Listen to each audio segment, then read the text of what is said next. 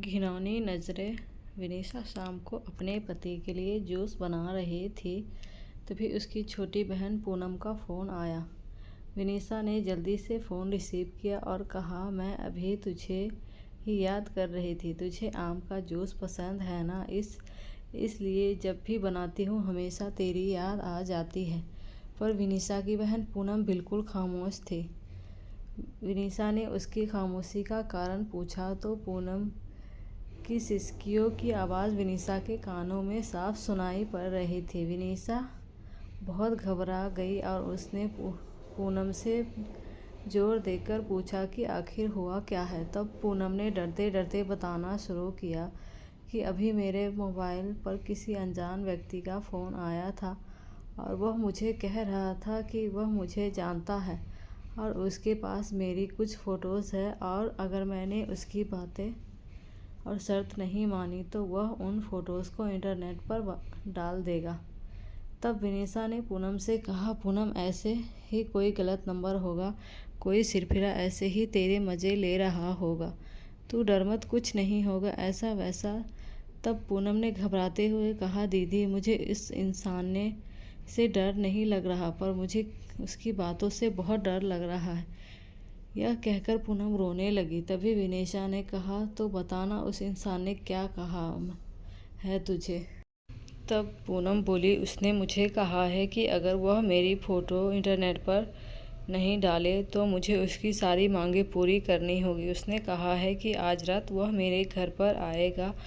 और इतना कहते ही पूनम ज़ोर ज़ोर से रोने लगी और रोते रोते बोली, दीदी मुझे उसकी बातें सुनकर घिन आ रही है। ऐसा लग रहा है जैसे उसने मेरे साथ कुछ गलत कर दिया हो। अगर अभी वह मेरे सामने आ जाए तो मैं उसे इसी वक्त जान से मार दूंगी।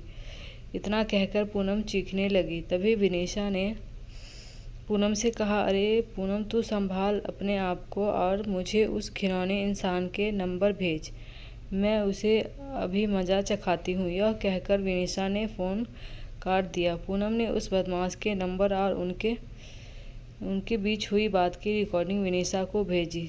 जब विनीशा ने वह रिकॉर्डिंग अपने पति को सुनाई तो दोनों के होश उड़ गए। विनीशा और पूनम 2 बहनें हैं। उनकी माता का देहांत 3 साल पहले ही हो चुका है और विनीशा की शादी अभी 1 साल पहले हुई है।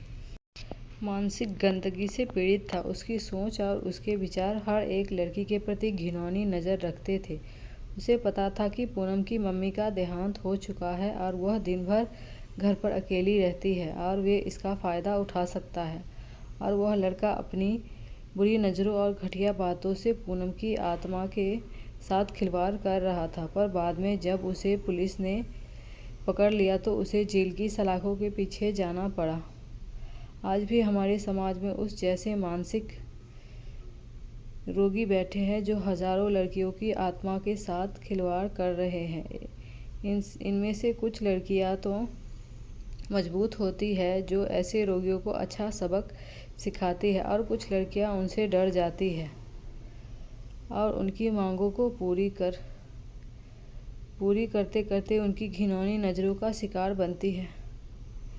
पर आज समय आ गया है कि ऐसे मानसिक रोगियों को हम लड़कियां ही सबक सिखा सकती हैं। इसलिए लड़कियों को उनसे डरने की बजाय उनका डटकर सामना करना चाहिए।